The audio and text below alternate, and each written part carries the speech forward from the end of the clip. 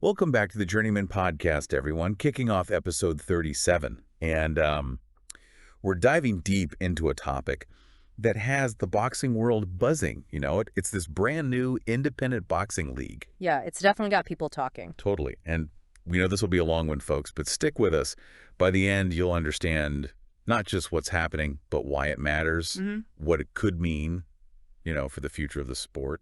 Absolutely. Lots to unpack. Right. And hey, while you're with us, hit that like button and subscribe to the channel, so you don't miss any of our future deep dives. We appreciate that. Okay, so let's unpack this. We're talking about a league created by Dana White, of course, UFC president, and Turki Alalshikh, huge figure in the world of boxing, coming together with TKO. And right out of the gate, Dana White, he made some pretty bold statements. He did. He said boxing was beyond repair until Alalshikh came along. Even said Alalshikh has done more for boxing than any promoter in history combined.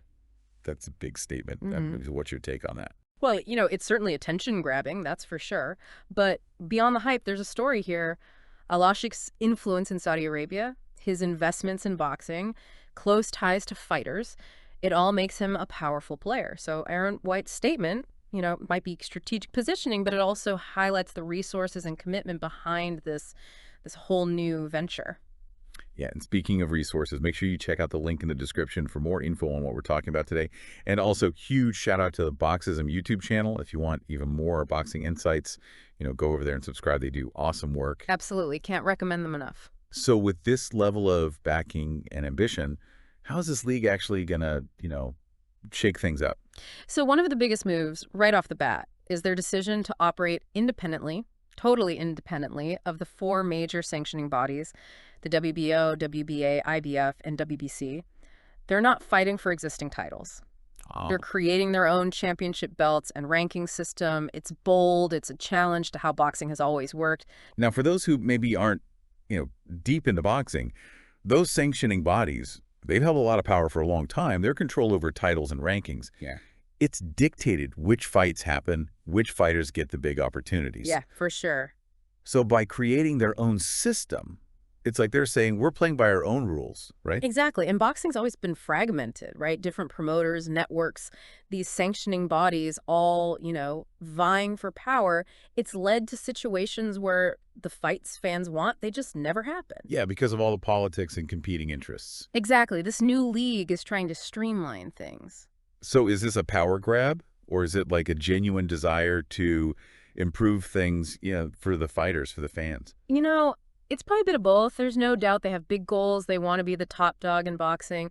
But there's also a chance here, right, to create a system that's more transparent, more meritocratic, one where fighters are rewarded for their skills, not their connections. I like that. Right. So they've been talking a lot about grassroots talent development. Yeah. It seems to be key to their vision. So what does that actually mean, and how is it different from how things are usually done?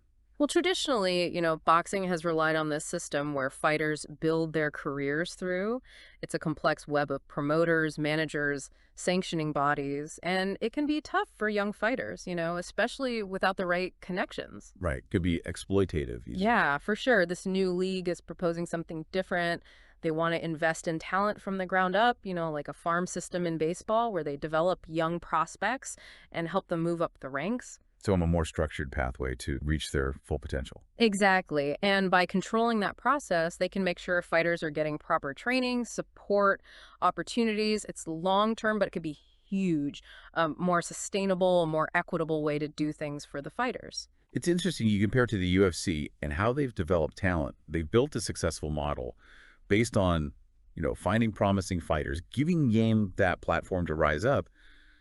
Could we see something similar in boxing now with this new league? Absolutely. And a key part of that is creating a sense of loyalty, of belonging, investing in them early, giving them a clear path to success. It builds community, a sense of shared purpose, something that boxing's been missing with all the different factions. Yeah, I see that. Yeah. So can they deliver on all this? I mean, Dana White keeps saying their model is proven to deliver the fights fans want, where the best will fight the best. Is that marketing, or is there something to it? Well, The UFC's success in making those great matchups and delivering action, you can't deny it. They have a reputation for putting on the fights people want to see, and they've done it by streamlining things, getting rid of some of the roadblocks that have, always been there in boxing. Yeah. Yeah. So if this new league can do even a fraction of that, in boxing, it changes everything. Now, I know there's been some concern about this new league, becoming too big, too powerful, creating a monopoly, squeezing out existing promoters. Is that a valid concern? It's possible, yeah. Anytime something new comes in with this much money and ambition, there's going to be disruption. Things will consolidate. We'll have to see how it plays out. And for the fighters themselves, what are the downsides if this league does become like the only game in town? Well, one concern is that it limits their options, right? If this is the only show in town, fighters might not have as much power when it comes to contracts, getting good terms. Competition is usually good for athletes because it gives them choices, bargaining power. So there's a trade-off. I mean, on one hand, this could be more opportunities, more stability, but on the other hand, too much power, and it limits their freedom. Right, exactly. It's finding that balance. And it really comes down to how they choose to operate. Will they use that power to take advantage of fighters, or will they build a system that's good for everyone involved? We'll have to see. It's complicated, a lot of moving parts, but that's what makes it so interesting. We're seeing a big shift in boxing. It's going to be fascinating to watch how it plays out. I agree. And, one thing we haven't talked about is the fans. What about them? If this league can deliver on these promises, more exciting fights, a system everyone can understand, that's a win-win for everyone, isn't it? Let's explore that. Let's dive into what this could mean for the fans next. Picking up where we left off, let's talk about what this could mean for the fans. Is this all talk, or is there something real here? Are they really going to revolutionize boxing? The thing is that boxing fans, we've been let down before, right? I mean, we've all seen how the politics gets in the way of those big fights happening. And frankly, some of the judging hasn't exactly inspired confidence either. No doubt, no doubt. And that's where this new league's impact on matchmaking could be huge. I mean, they keep saying they're going to give the fans what they want, the best fighting the best. If they can actually get past those hurdles, the promotional stuff, the network deals, that alone would be a big win for the fans. Because honestly, it feels like sometimes we're waiting forever for these dream fights to happen, and then a lot of times they never do. So how is this league going to be different when it comes to making those fights?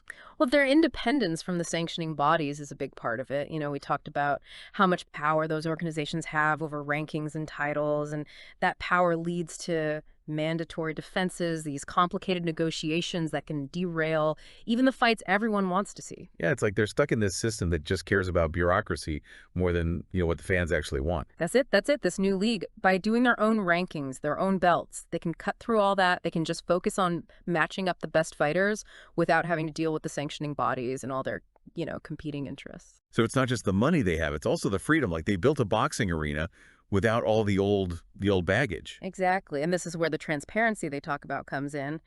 They want a system for rankings that makes sense, that's fair, that's not based on backroom deals and politics. Man, that would be refreshing. I mean, imagine being able to actually understand why fighters are ranked the way they are, why certain fights are made. No more wondering if someone's being protected or if a promoter is pulling strings. It's a big goal for sure, but if they can even get close to that, that level of transparency, it would be huge for boxing. It would build trust with the fans, something that's been lost over the years with all the controversies and bad decisions. Okay, but let's be real. Even with the best intentions, can they really guarantee that the best will always fight the best? There are always going to be injuries, contract stuff, even just, fighter egos getting in the way. Yeah, of course, that's just part of combat sports, but what matters is that they're saying they want to make those fights happen. They're putting a lot of emphasis on it. They know that's how people are going to judge them, if they can deliver those big matchups or not. And if they can create a culture where fighters want to prove themselves against the best, that could be really exciting, really change the whole feel of the sport. Yeah, exactly. And that's where their focus on developing young talent ties into this. Remember how we were talking about them nurturing fighters from a young age? Well, imagine a generation of boxers who grew up in a system where the goal is to always challenge yourself. to fight the toughest guys, to earn your way to the top. That's very different from how boxing usually works, Yeah. where fighters are sometimes protected, kept away from tough fights until they're already famous or, marketable. Right. And this new league, by creating a system that rewards taking risks, going after the best competition, that could make things a lot more competitive, more exciting.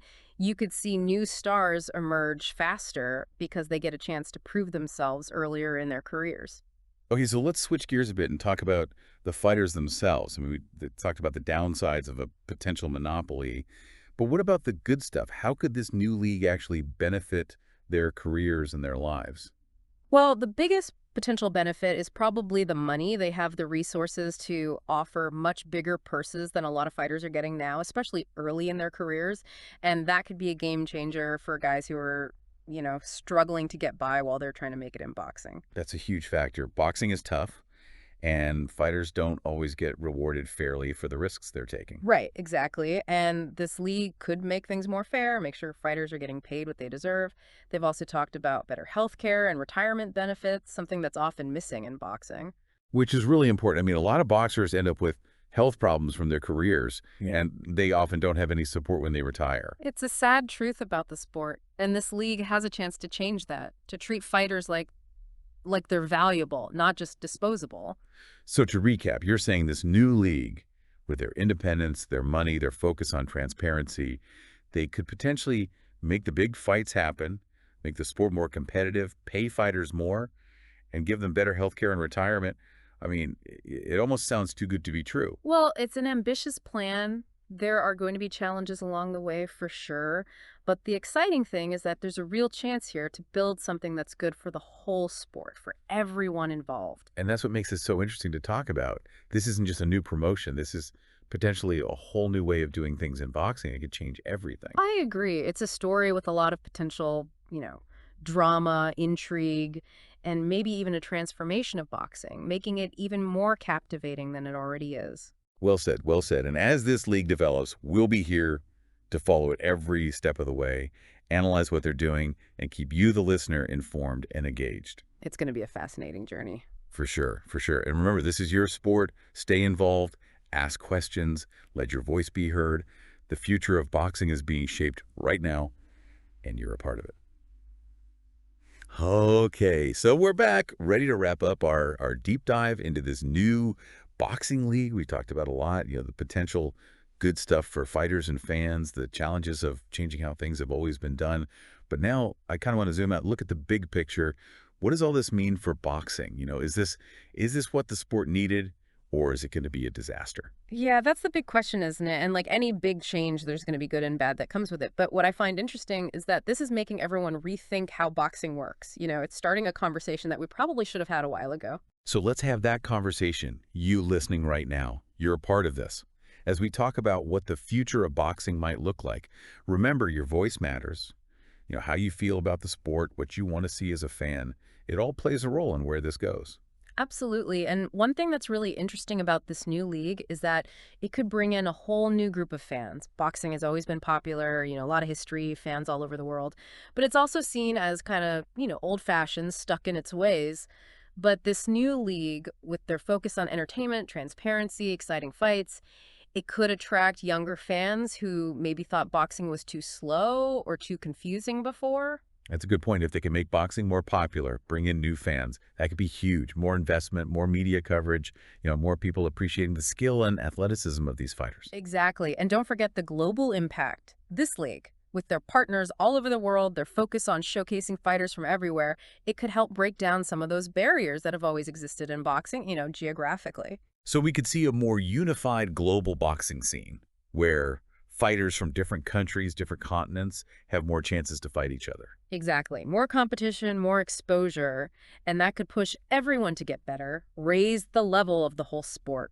Now, of course, there are some potential downsides. We've talked about the monopoly thing, them becoming too powerful. What are some of the other challenges they might face? Trying to do something new in a sport that's been around for so long.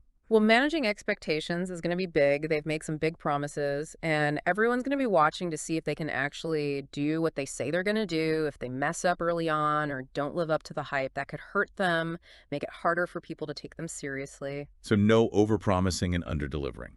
Right, and they also got to be ready for pushback, the old guard, the sanctioning bodies, the big promoters, even some fighters, they might feel threatened by this new league, trying to change things up. So there could be lawsuits, bad press, people trying to stop them. Sounds like they need to be smart and tough if they want to make this work in the long run.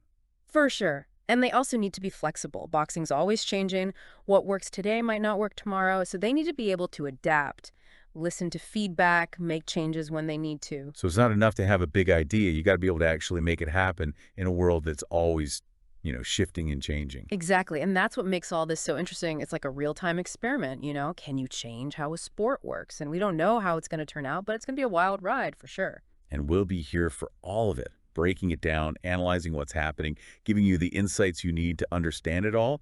And remember, this is your sport. Stay engaged, ask questions, make your voice heard.